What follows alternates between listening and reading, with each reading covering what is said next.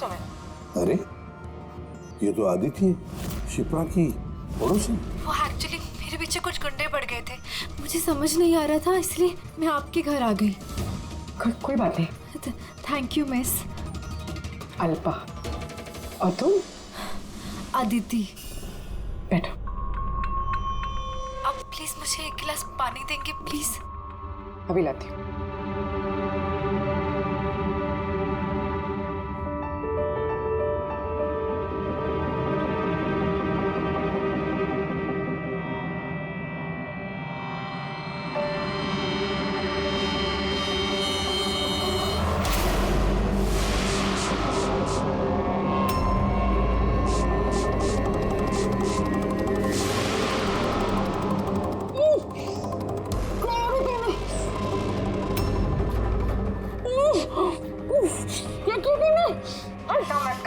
कुछ ऐसा नहीं किया, ज्यादा दर्द नहीं दूंगी तुझे मैं।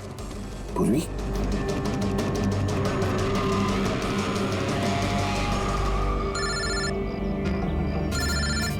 हाँ सर। क्या शिप्रा की पड़ोसन अदिति? सर मैं फौरन वहां पहुंचता हूं। नहीं सर, अब अशोक का भी पता नहीं चला। ये सर। सब कुछ प्लान के मुताबिक तो चल रहा है। अब देखते ही आदित्य पूर्वी को कहां लेकर जा रही है। अरे ये क्या, ट्रैकर एक ही जगह पे मूवी नहीं हो रहा?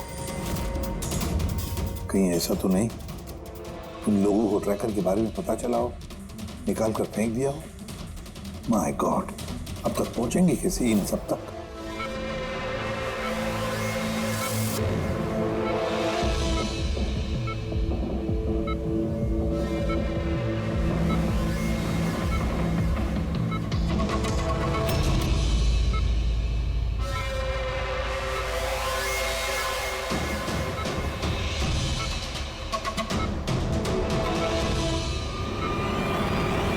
चलो, तुम्हारे दवा का वक्त हो गया है।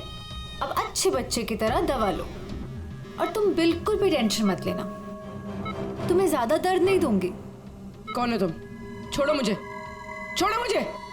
चिंता मत करो, मैं तुम्हें दर्द नहीं दूंगी। छोड़ो मुझे।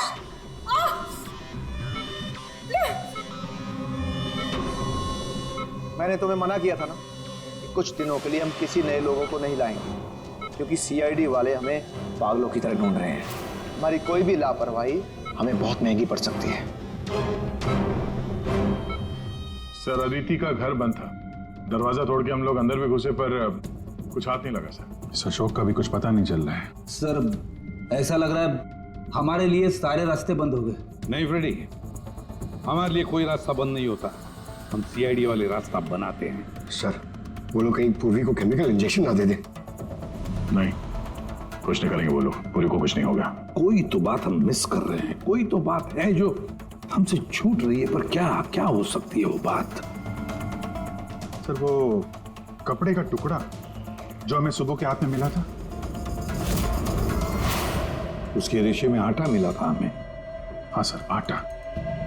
जब मैं अशोक के बारे में रोड पे लोगों से पूछ रहा था, हाँ, तो वहां पे मैंने एक आटा की चक्की देखी थी और उसके पीछे एक पुरानी बिल्डिंग भी है। तो फिर जरूर वो आदमी जिसने परेश पर हमला किया उस आटे की चक्की के आसपास ही रहता होगा, इसीलिए तो उसकी शर्ट पर आटा आ गया। तो ये भी तो हो सकता है कि परेश पे हमला करने वाला अशोक ही हो। सर वो कपड़े का टुकड़ा भी अशोक का ही हो सकता है।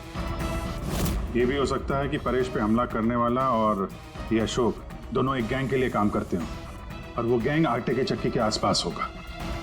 सबके सब आटे के चक्की के आसपास ही हो गया अभिजीत, और पूर्वी को भी उस चक्की के आसपास ही रखा होगा।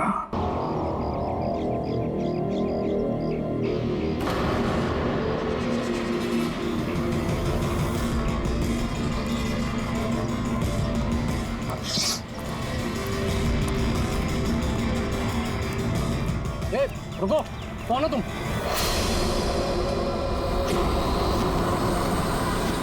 तुम नहीं, यहाँ तुम नहीं हो सकते। नहीं। ए रुक, अरे यहाँ आने की परमिशन नहीं है किसी को। वॉचमैन पकड़ो इसे।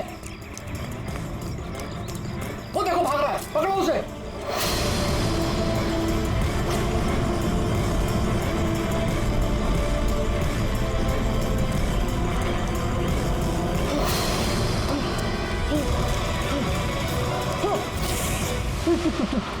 यहाँ भी नहीं नहीं नहीं, तुम यहाँ नहीं हो सकते। नहीं नहीं, हाँ।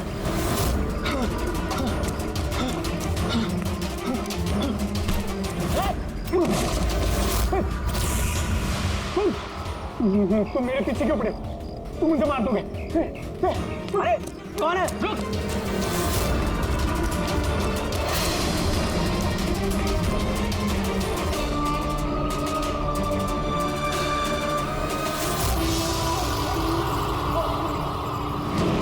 परेश, तुम कहाँ हो? मैं तुम्हारी मदद करने आया हूँ। देखो, डरो नहीं, सामने आओ। मैं तुम्हें उससे बचा लूंगा। कुछ नहीं कर पाएगा वो तुम्हारा। सामने आओ परेश।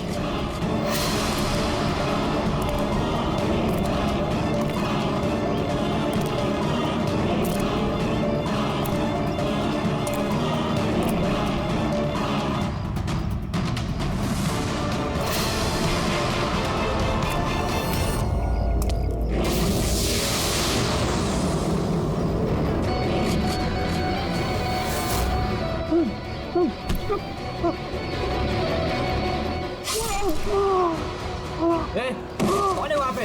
हाँ?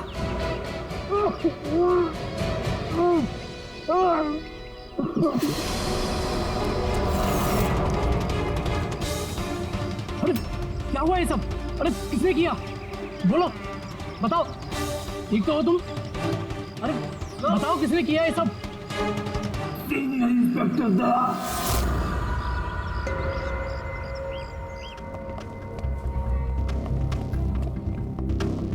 हाँ डॉक्टर साहब।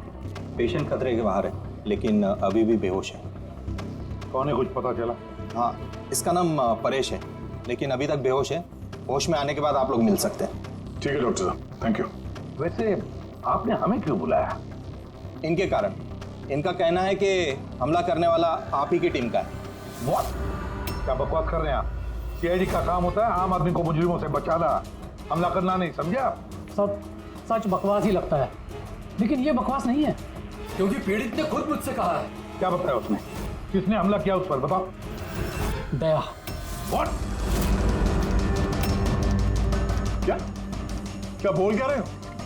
मैंने उस पर हमला किया? हाँ, उसने मुझसे यही कहा है कि आपने ही उस पर हमला किया है और आप उसे जान से मारना चाहते हो। क्या? मैं उसकी जान लेना चाहता हूँ? हाँ सर, मुझे लगता है कि आपको दया को अरेस्ट कर लेना चाहिए। हमें हमारा काम बताने की जरूरत नहीं है, समझे आप? मुझे पता था कि आप अपने कलीग का ही साथ देंगे। देखा, चोर चोर मौसेरे भाई।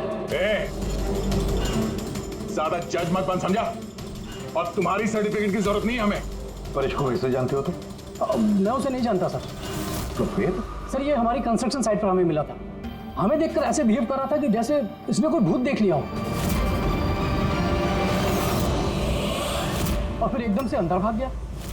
और थोड़ी देर बाद इसकी चीख हमें सुनाई दी। जब हम वहां पहुंचे तो वो बुरी तरह जख्मी हालत में पड़ा था, और उसने उसी हालत में हमें बताया कि उस पर हमला दया ने किया है। मैं एक समय पे दो जगह पे नहीं हो सकता। मैं सुबह से ब्यूरो में था। तसल्ली के लिए तुम वो सीसीटीवी फुटेज देख सकते हो, समझे? लेकिन फिर उसने आपका नाम क्यों लिया? एक काम कीजिए, अब जाइए यहाँ से, जाइए। बहुत बोल दिया। Thank you very much doctor साहब। समझ में नहीं आ रहा था, जब तुम ब्यूरो में ही थे तो फिर परेश ने ऐसे क्यों कहा कि दया ने उस पर हमला किया?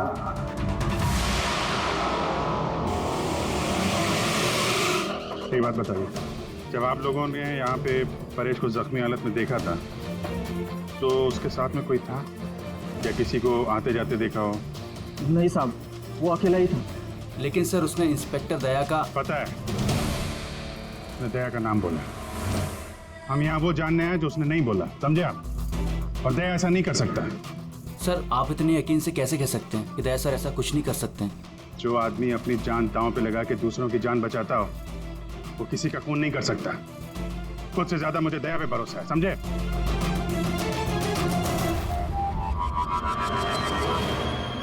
आसपास चेक करते हैं, शायद कोई सबूत मिल जाए।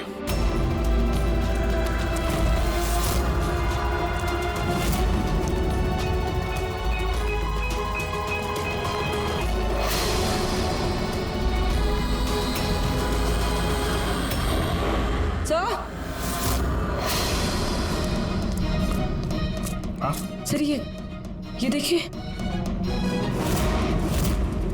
ओह नो, है कौन ये? जिंदा है? हेलो, एम्बुलेंस भैया मालमणि के पास अंडर कंस्ट्रक्शन बिल्डिंग है, वहां पे भेजो जल्दी। तुम लोग जानते हो इसे? ये तो सुबह सर है, ये 2-3 बार पहले फ्लैट देखने आ चुके हैं। लेकिन सर इसे हुआ क्या है? शायद ऊपर से गिरा है।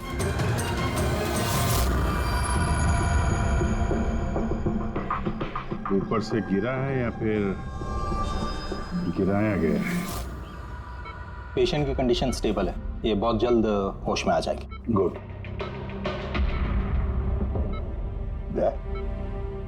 क्या हो गया? इसे तुम ऐसे क्यों देख रहे हो? जानते हो इसे?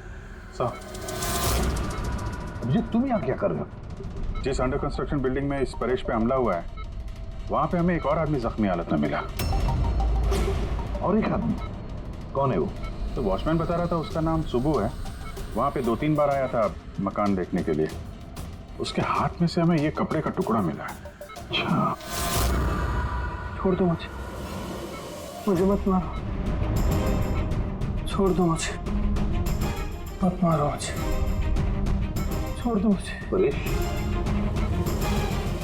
परेश, मैं इसे भी प्रद्युमन सीआईडी से। घबराओ मत, तुम्हें कोई कुछ नहीं करेगा, हम तुम्हारे साथ हैं। दया, दया छोड़ दो मुझे, दया छोड़ दो मुझे, मुझे मत मारो दया।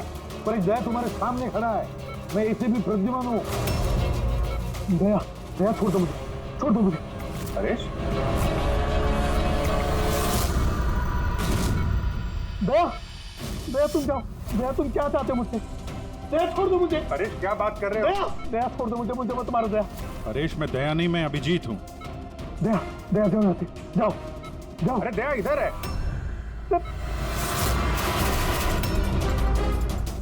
दया छोड़ दो मुझे, मुझे मत मार दो दया। परेश इधर देखो, हम पहले मिल चुके हैं, तुम जानते हो मुझे।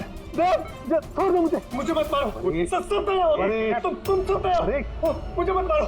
डॉक्टर, दया छोड़ दो मुझे, डॉक्टर, दया छोड़ दो मुझे, मार दया। डॉक्टर साहब, दया, देखिए ना क्या हो गया इसको? दया छोड़ दो मुझे, मुझे एक मिनट, सब दया छोड़ दो, नहीं होगा तुम्हें। कुछ कर दो, एक मिनट। सब दया हो तुम, सब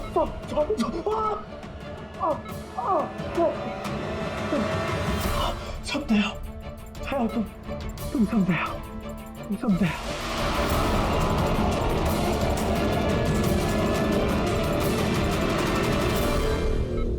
ये चक्कर है क्या?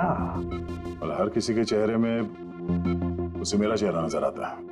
हाँ वही तो, इसलिए जब उसने उस आर्किटेक्ट को, उसके असिस्टेंट को, उस वॉचमैन को देखा तो ऐसे बर्ताव करने लगा जैसे उसने भूत देखा है। और उसके दिमाग का भूत दया तुम हो, तुम।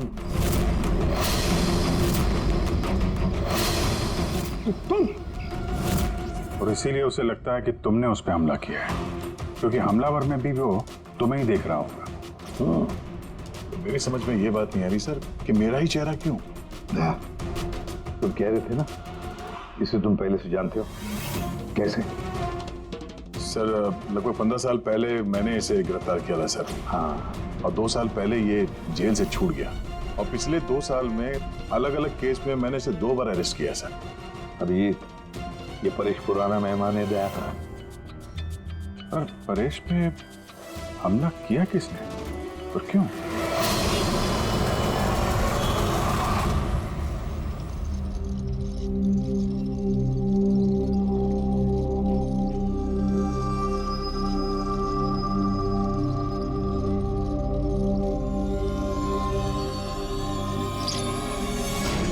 अरे मैडम जरा ध्यान से।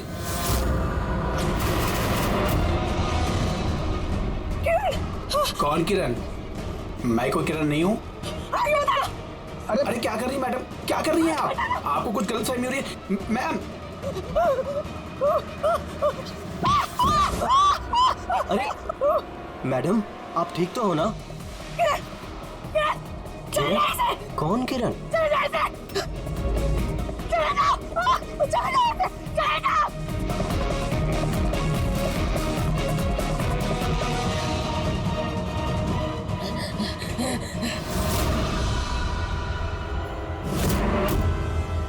क्यों सुबह, कैसी तबीयत है तुम्हारी? सर पैर की हड्डी टूट गई है और बाकी इधर उधर थोड़ी सी चोटें लगी हैं। मुझे एक बात बताओ, क्या हुआ था उस दिन? हाँ? वो आदमी सीढ़ियों से भाग रहा था जब मैं उससे टकराया, और जब मैंने उसके हाथ में चाकू देखा तो मैंने शोर मचाया और उसे पकड़ने की कोशिश की, लेकिन तब उसने मुझे धक्का दे दिया और मैं नीचे गिर गया। उसके बाद सर कुछ याद नहीं। सुबह तुम्हारे हाथ में से हमें वो जो एक कपड़े का टुकड़ा मिला था, लाल कलर की चौकड़ी का, क्या वो उस आदमी की शर्ट का टुकड़ा था? जी सर, शर्ट पहना था उसने वो, और हाथापाई के दौरान शायद वो मेरे हाथ में आ गया था। अच्छा ये बताइए, उस आदमी का चेहरा देखा था? सब कुछ इतनी जल्दी में हुआ कि कुछ याद नहीं। ठीक है, अब तुम जाओ, अगर जरूरत पड़े तो हम तुमसे फिर मिलेंगे, ठीक है? जी सर, थैंक यू सर। जाओ।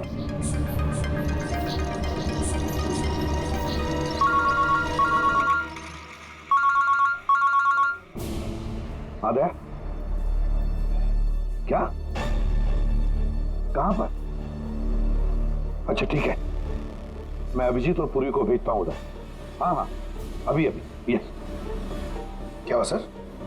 मैं बता रहा था कि किसी सुपरमार्केट में एक औरत आसपास के सभी लोगों पर हमला कर रही थी और हर एक को किरण किरण किरण नाम से पुकार रही थी। देखिए मैडम, हम लोग सीआईडी से हैं, आपकी मदद करने के लिए आए हैं, ठीक है? ये चाकू हमें दीजिए। देखिए मैडम, मैं किरण नहीं हूँ, मैं इंस्पेक्टर अभिजीत हूँ। मैं तुम्हें भी जान से मार दूंगी। मैं नहीं छोड़ूंगी। आप प्लीज नहीं छोड़ूंगी। चाकू रखिए। तुम भी किरण हो, मैं बोल। क्या हुआ? सॉरी। Oh no. अरे क्या हो गया? ये औरत गिर कैसे गई? क्या हुआ? हटिए, आजा। एक्सक्यूज मी, हटिए, पीछे हटिए। एक मिनट पीछे आइए।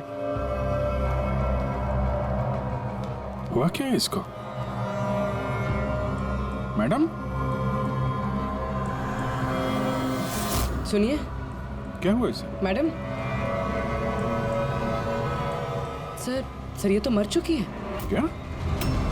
इसके शरीर में टेट्राकोटॉक्सिन या ब्यूरारे नाम का जहर इंजेक्ट किया गया था, जिसकी एक बूंद भी जानलेवा हो सकती है। मगर ये जहर तो हमारे देश में आसानी से नहीं मिलता ना। सिर्फ उसे ही मिलता है जो बड़ा रिसर्च कर रहा हो। तो भगदड़ में किसी ने वो पॉइजन इसे इंजेक्ट कर दिया। मगर एक काम करो, इस हादसे के वक्त का जो सीसीटीवी फुटेज है ना, वो अच्छी तरह से चेक करो। खूनी की तस्वीर उसी में मिलेगी सर।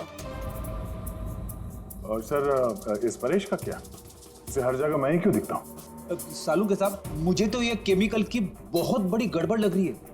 ठीक कह रहे हो प्रेडी, बस ये वाकई किसी खास केमिकल की वजह से, क्योंकि मुझे इसके और परेश के दिमाग में एक अलग किस्म का केमिकल मिला है।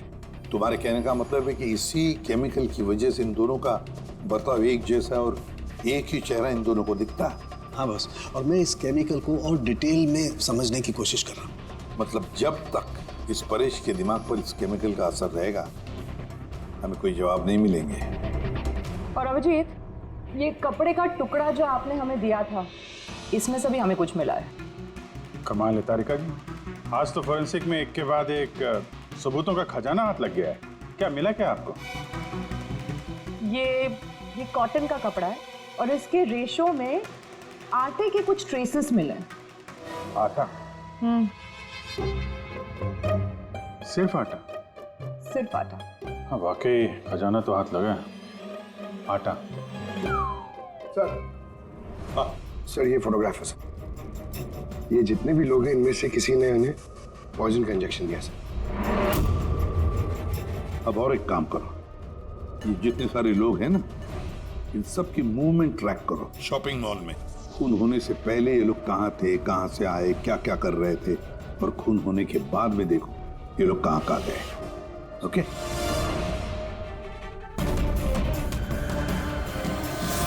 सर मैंने इस औरत का बैकग्राउंड चेक किया। इसका नाम शिप्रा है, ये एक हाउसवाइफ थी। सर परेश तो फिर भी एक मुजरिम है, उसके कई दुश्मन हो सकते हैं, लेकिन इसकी किसी से क्या दुश्मनी हो सकती है? वजह तो कुछ भी हो सकती है पूर्वी, लेकिन एक बात कॉमन है शिप्रा और परेश के बीच में, उन दोनों के ब्रेन में वही केमिकल मिला है, तो उन दोनों का दुश्मन भी एक ही हो सकता है। इस किरण के बारे में क्या पता चला? सर, किरण शिप्रा का पति था और 2 साल पहले ही उसकी मौत हो चुकी थी। सर, किरण शिप्रा को काफी मारता पीटता भी था। कोई ना कोई बात तो है इस परेश और शिप्रा के बीच में, कोई कॉमन बात जिसकी वजह से ये दोनों भी उस खूनी के निशाने पर आ गए। क्या हो सकती है वो कॉमन बात? क्या हो सकती है? सर, मैं परेश के पड़ोस में पिछले 5 साल से रहता हूँ, पर अजीब बात है सर, ना मैंने उसे कभी देखा ना कभी मुलाकात हुई। और कोई नहीं है परिवार में उसके? सर, उसके पिताजी थे जिनकी मौत तब हो गई थी जब वो जेल में था, और कोई नहीं है। सर, शिप्रा का हस्बैंड बहुत स्ट्रिक्ट था। वो उससे मिलना तो दूर, किसी से बात तक करने अलाउ नहीं करता था। इनफैक्ट वो तो उसको मारता पीटता भी था। सर, उसके हस्बैंड के डेथ के बाद ना मैंने बहुत कोशिश की कि मैं उससे बात करूं, उससे पूछूं, लेकिन उसने इंटरेस्ट नहीं रखा। अच्छा, उसका कोई करीबी दोस्त, कोई रिश्तेदार नहीं था क्या? सर, मुझे नहीं लगता कि होगा। अच्छा। शिप्रा और परेश दोनों की जिंदगी में एक बात कॉमन, दोनों जिंदगी में अकेले थे, ना कोई दोस्त ना कोई रिश्तेदार। सर, दोनों में एक चीज कॉमन है। क्या? सर, हमने परेश और शिप्रा का कंप्यूटर चेक किया तो उनकी कंप्यूटर हिस्ट्री से पता चला है कि दोनों ने ही ऑनलाइन सपोर्ट ग्रुप ज्वाइन किया था। अच्छा, ऑनलाइन सपोर्ट ग्रुप मतलब? सर, ये ग्रुप्स है जो डिप्रेशन, लोनलीनेस, ड्रग एडिक्शन और अल्कोहलिज्म में फंसे होते हैं, उनकी काउंसलिंग करता है और उनकी मदद करता है। सर, शिप्रा ने 2 हफ्ते पहले ही एक ऐसा ग्रुप ज्वाइन किया था जो शादीशुदा जिंदगी में परेशान लोगों की मदद करता है। और परेश ने अपने अकेलेपन से निकलने के लिए पिछले महीने ही ऐसा ग्रुप ज्वाइन किया था। अजीब इत्तेफाक है, दोनों ने ऑनलाइन ग्रुप ज्वाइन किया और दोनों को एक ही तरीके की परेशानी हुई। कुछ पता चला इस ग्रुप के बारे में? सर, हमारा साइबर एक्सपर्ट राज इस ग्रुप को ट्रेस करने की कोशिश कर रहा है। जल्दी कुछ पता चल जाएगा। सर, शिप्रा का खून इसी आदमी ने किया। जिस वक्त उसका खून हुआ था उस वक्त जितने भी लोग मौजूद थे, ये सबसे ज्यादा अजीब है सर। जिस वक्त अभिजीत सर और पूर्वी सुपरमार्केट पहुंचे थे, ठीक उसी वक्त ये आदमी वहां पहुंचा था सर, और भीड़ में घुस गया था। और जब शिप्रा की मौत हुई तो फटाफट वहां से भाग गया। रेडी, काम करो, हमारा डेटाबेस चेक करो, शायद इसके बारे में कुछ पता चले, कोई लीड मिल जाए। इसका मतलब है सर, ये खूनी सुपरमार्केट में कुछ खरीदने नहीं बल्कि शिप्रा को मारने के लिए आया था।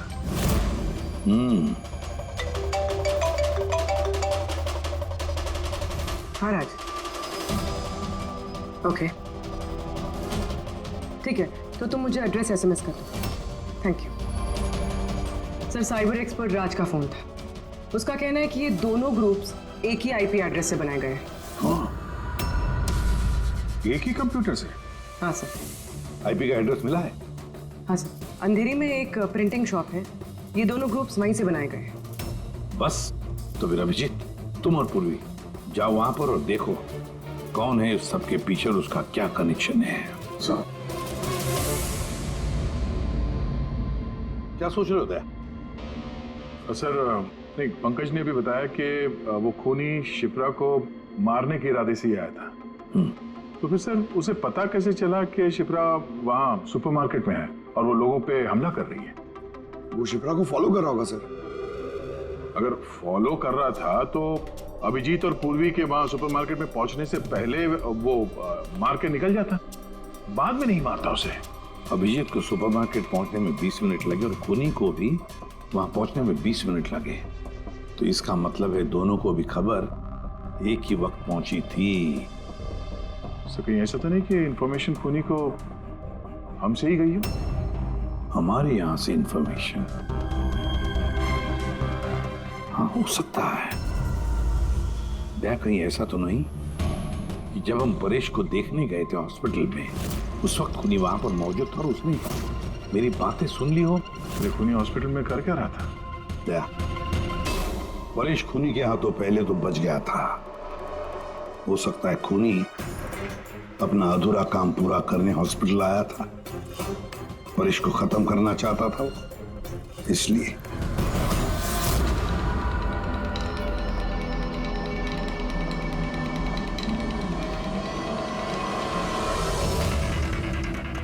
डॉक्टर साहब, क्या आपने इस आदमी को देखा है?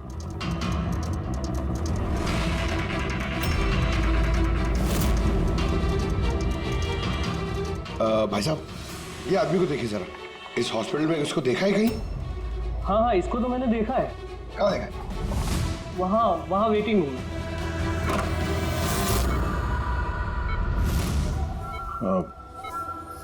क्या कोई आया था क्या? नहीं सर, यहाँ कोई नहीं आया। ठीक। हाँ दया। सर, परेश तो ठीक है, पर वो खूनी अभी तक दिखा नहीं। कहीं तो छुप कर बैठा ही है दया, सही वक्त का इंतजार कर रहा है। वेटिंग रूम में भी चेक किया सर, वहाँ भी कोई नहीं है। तो यही पता है, पर कहाँ छुप कर बैठा है ये?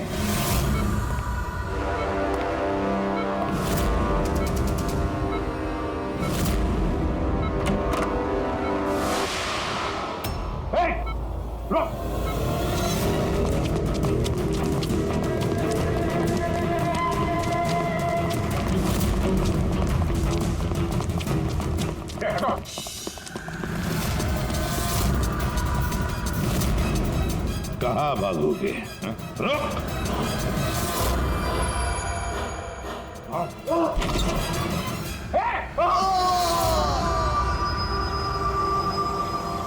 My God! हाँ भाई, क्या मिला? सर, ये दोनों साइड डिलीट किए जा चुके हैं। अब वो ऑपरेशनल नहीं है। मतलब अपराधी ने सबूत मिटा दिया? जी सर, पर सर कुछ इंटरेस्टिंग चीजें मेरे हाथ लगी है। क्या? ये देखिए सर, इसी आईपी एड्रेस से, इसी कंप्यूटर से उस तरीके के 6 और ऑनलाइन सपोर्ट ग्रुप बनाए गए हैं। तो लोगों को फंसाने के लिए ऐसे कई ग्रुप बनाए गए हैं? बिल्कुल सर। सर, बाकी ग्रुप डिटेल में चेक कर लेता हूँ। मतलब सर, परेश और शिप्रा के अलावा और भी कई लोग हैं जिन्हें इन लोगों ने फंसाया है। मगर सर, मकसद क्या हो सकता है इस तरह से साइट बना के लोगों को टारगेट करने का? वही केमिकल से रिलेटेड कुछ होगा। ये कुछ मिला रजिस्टर में? हाँ सर। सर, पिछले 3 महीनों में 85 लोगों ने कंप्यूटर यूज़ किया। सबकी डिटेल्स चेक करनी पड़ेगी। ठीक है सर, ये देखिए, 6 में से 5 ग्रुप डिलीट किए जा चुके हैं, लेकिन अभी भी एक सपोर्ट ग्रुप एक्टिव है और अभी भी उसे कोई ऑपरेट कर रहा है। Enhancing the life of lonely people. मतलब साफ है, ग्रुप बनाया जाता है, तना लोगों को फंसाया जाता है और बाद में ग्रुप डिलीट। तो अब उन्हें एक और शिकार की जरूरत है। एक आइडिया कुछ पता चला इस आदमी के बारे में? फिलहाल तो कुछ नहीं। वॉलेट के अलावा इसके पास कुछ भी नहीं मिला है, मोबाइल फोन तक नहीं। तो हमारे पास कोई सुराग नहीं है। दया, ये केस दिखता उतना सिंपल नहीं है, बहुत बड़ा षड्यंत्र है ही है। कई सारे लोग इसमें इन्वॉल्व हैं। ये तो इस खेल का मोहरा लग रहा है सर, वो भी भाड़े का। और इस केस का मास्टरमाइंड अभी भी आजाद घूम रहा है, अपने नए शिकार की तलाश में होगा। जल्द से जल्द ढूंढना होगा सर इसे। हाँ पंकज, आराम से। बस खड़े। ये क्या ही था उनके? सर, आप ये क्या खेल खेल रहे हैं पंकज के साथ? नहीं, ये कोई खेल नहीं। बस मैंने बताया था ना, ये केस बहुत ही पेचीदा है, बड़ा कॉम्प्लेक्स है। याद है ना, मैंने बताया था उस परेश के और उस शिप्रा के दिमाग में मुझे एक अलग तरीके का केमिकल मिला था। हाँ, मैंने उस केमिकल को रिप्लिकेट किया और इस पंकज के शरीर में इंजेक्ट कर दिया। What? तू पागल हो गया फारूक है? अगर इसे कुछ हो गया तो? अरे कुछ नहीं होगा यार, बिलीव मी, मैं पागल हूं क्या?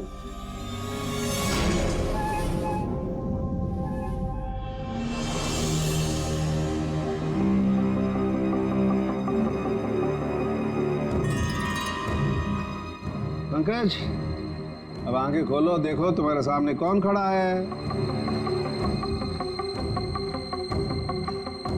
तो फ्रेडी सर है। ग्रेट, ये फ्रेडी सर है ना। अब इस तरफ देखो पंकज, यहाँ कौन खड़ा है?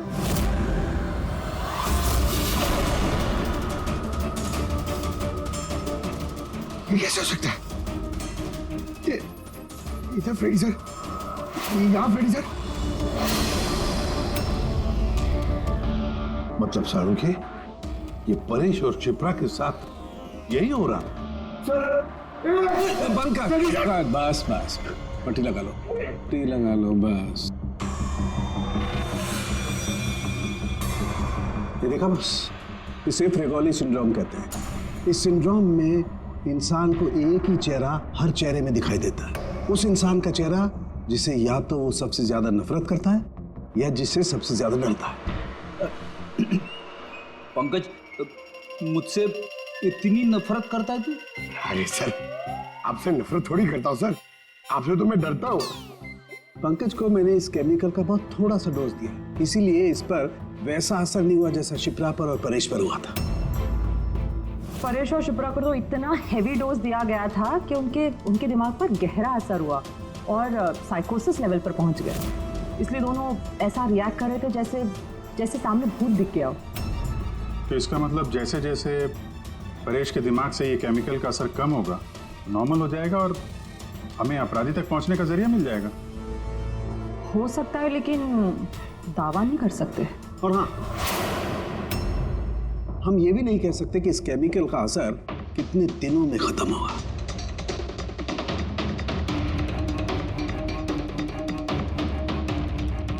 अगर हम परेश के ठीक होने का इंतजार करेंगे तो बहुत देर हो जाएगी। हमें कोई और तरीका ढूंढना होगा, कोई और तरीका। हाँ पूर्वी। सर, मैंने वो ऑनलाइन ग्रुप पे रजिस्टर कर लिया और डिटेल्स भी एकदम परेश और शिप्रा की तरह दी है। नो फ्रेंड्स, नो फैमिली, एकदम अकेले। उन लोगों को ऐसे लोगों की तलाश है। ये तुम्हारा ट्रैकर, इससे पता चलता रहेगा तुम्हारे मूवमेंट के बारे में। और ये तुम्हारा कैमरा। हमारे पास सिर्फ ये वॉलेट है सर, उस आदमी की पहचान और असलियत जानने के लिए, और एक कुछ चीजें मिली है साथ में। पेट्रोल पंप का बिल, ये होटल का मैच बॉक्स, खरीदा हुआ मैच बॉक्स, ये नंबर किसका? ये सेल फोन लगता है किसी? सर हम इस पेट्रोल पंप पे गए थे, वहां से पता चला सर ये आदमी महीने में 2-3 बार वहां पे आता है और सीसीटीवी फुटेज में हमने देखा कि वो अपने बाइक पे हर बार अलग अलग नंबर प्लेट लगा के आता है। हाँ, और पेमेंट कैश में करता है। और सर ये मैच बॉक्स जिस होटल का है वहाँ पे भी हमने पूछताछ की। वो आदमी महीने में 5-6 दफ़ा खाना खाने आता है और पेमेंट भी कैश से करता है। सर, ये नंबर के बारे में आप पूछ रहे थे सर, ये बार में एक लड़की है जो काम करती है, उसका है। वो कह रही थी कि उस आदमी का नाम अशोक है और 1-2 बार उनसे बात हुई है, फिर वो गायब हो गया सर। मतलब हमारे पास इस अशोक के बारे में सिर्फ इतनी इंफॉर्मेशन है। एक काम करते हैं, ये सारी जो लोकेशंस है ना, पेट्रोल पंप, बार और ये होटल, देखते हैं कहाँ पर है। जरा मैप देखो।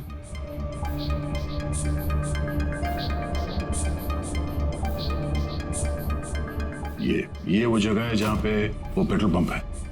सर यहाँ पे बाहर है सर। और सर ये होटल है। बार, ये होटल, पेट्रोल पंप। दया सर ऐसे नहीं लगता तुम्हें? देखो ना, ये सारे के सारे लोकेशंस 1 किलोमीटर के दायरे में है यहाँ से। हो सकता है सर उसका घर या ऑफिस इस जगह के आसपास ही कहीं।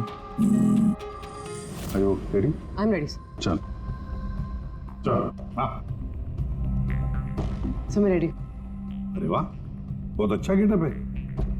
इसके घर का क्या किया? सर पूर्वी के लिए भाड़े पे 1 हफ्ते के लिए घर लिया। I mean अल्पा के लिए। अल्पा, ठीक है, गुड। लेकिन पूर्वी, चौकन्ना रहना, उनका पहला कदम क्या होगा हमें पता नहीं है। Yes, good luck. Thank you sir. अब एक काम करते हैं, इस 1 किलोमीटर के दायरे में इस अशोक का फोटोग्राफ दिखाते हैं, सबको दिखाते हैं, शायद कोई निकले जो इसको जानता हो।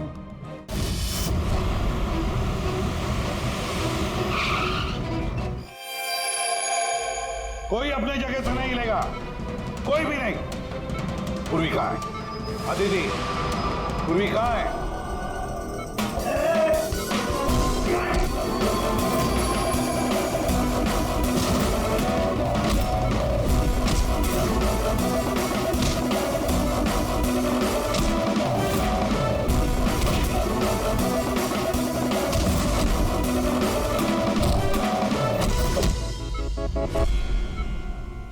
सब नर्सेज और डॉक्टर इस तरफ आ जाओ। चलिए। चलो तुम भी जल्दी।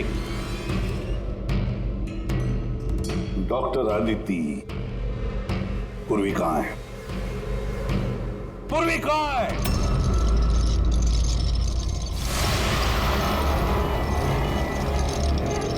हमारी पूर्वी मेरे पास है एसीपी।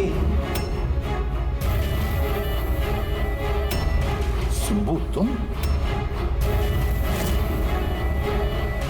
हाँ, मैं। जिसे तुम लोग यहां वहां खोज रहे थे ना, वो तुम लोगों के साथ ही था।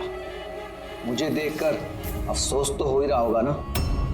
मुझे पता था सीआईडी कोई भी काम अधूरा नहीं छोड़ेगी, इसलिए मैं अपना हर कदम फूंक फूंक कर रख रहा था। लेकिन इस अदिति की बेवकूफी की वजह से सब गड़बड़ हो गया और मुझे फंसाने के लिए तुमने अपने इस ऑफिसर को मेरे पास भेज दिया। लेकिन अब ये मेरे जाल में फंस चुकी है और मुझे यही यहां से बाहर निकालेगी। तुम्हें क्या लगता है पूर्वी की आड़ लेकर तुम हमसे बच जाओगे? नहीं, लगता नहीं है, ऐसा ही होगा। अगर तुम अपने इस बहादुर ऑफिसर को जिंदा देखना चाहते हो तो मुझे यहां से जाने दो। नहीं तो मैं ये केमिकल इसके अंदर इंजेक्ट कर दूंगा और उसके बाद क्या होगा तुम लोग सब जानते हो। पर ये सब तुम क्यों कर रहे हो? हाँ? अपने बेटे रवि के लिए। अपने बेटे के लिए? हाँ, मेरे बेटे को पार्किंसन नाम की बीमारी है। मैं अपने केमिकल से उस बीमारी का इलाज ढूंढ रहा हूं और मैं जिस फार्मा में काम करता हूं वो मुझे इंसानों पर उसे ट्राई करने नहीं देती। इसीलिए तुमने अपने तरीके से लोगों को फंसा के उन पे ये एक्सपेरिमेंट करना शुरू कर दिया। अगर मैं ऐसे नहीं करूंगा तो मैं सही इलाज तक नहीं पहुंच पाऊंगा। कैसे पता चलेगा मुझे कि इन केमिकल्स का इंसानों पर रिएक्शन क्या होता है? और इसीलिए तुम सपोर्ट ग्रुप में ऐसे लोगों को टारगेट करते थे जो अकेले रहते थे, ताकि अगर वो गायब भी हो जाए तो किसी को भनक ना लगे और तुम उन पर अपने एक्सपेरिमेंट्स आराम से करते रहो। हाँ? अकेलेपन से जूझ रहे परेश को मैंने अपने सपोर्ट ग्रुप के जरिए फंसाया और उस पर एक्सपेरिमेंट शुरू किया। लेकिन इन सबकी गलती की वजह से वो यहां से भाग निकला और तुम लोगों के हाथ लग गया। नहीं तो मेरा प्लान कभी फेल नहीं होता। तभी तुम उसकी जान के पीछे पड़े हुए थे। मैं तो उसे अंडर कंस्ट्रक्शन बिल्डिंग में ही मार डालता, लेकिन वो आर्किटेक्ट बीच में आ गया। वहां तुम भी तो जख्मी हालत में मिले थे, ये क्या चक्कर? परेश को जैसे ही मैंने चाकू मारा मुझे लोगों की आवाज आई और मैं वहां से भागना चाहा और हड़बड़ी में तुम्हारा पैर फिसल गया और तुम सीधे नीचे गिर गए। मैं तो वहां से भी भाग जाता, लेकिन मेरे टूटे हुए पैर की वजह से मैं भाग नहीं पाया। और इसीलिए तुमने विक्टिम होने का ढोंग किया ताकि तुम सेफ भी रहो और किसी को तुम पे शक भी ना हो। और तभी तुम लोगों की नजर मुझ पर पड़ी। और शिप्रा का क्या? उसे तो तुमने किडनैप नहीं किया था, वो तो सुपरमार्केट में घूम रही थी। सपोर्ट ग्रुप में से अदिति ने शिप्रा को चुना और हमने डिसाइड किया कि हम उसे किडनैप नहीं करेंगे और चुपचाप ये ड्रग देते रहेंगे। खिलाड़ी तो तुम शातिर हो और थोड़े कच्चे हो, नहीं तो हमारे लिए सबूत नहीं छोड़ते तुम। याद है ना तुम्हारा वो शर्ट, उसका एक टुकड़ा, कपड़े का टुकड़ा, उस पर जो आटा लगा था ना, बस उसी के जरिए हम तुम तक पहुंच गए।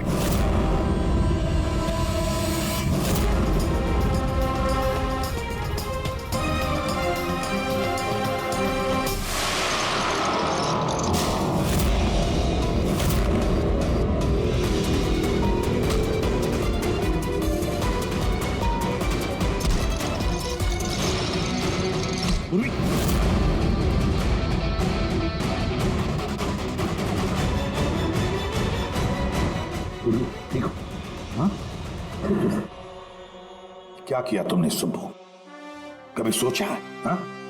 अपने बेटे को बचाने के लिए तुमने न जाने कितने लोगों की जान दांव पर लगा दी, पर यह नहीं सोचा ना कि सही क्या है गलत क्या है।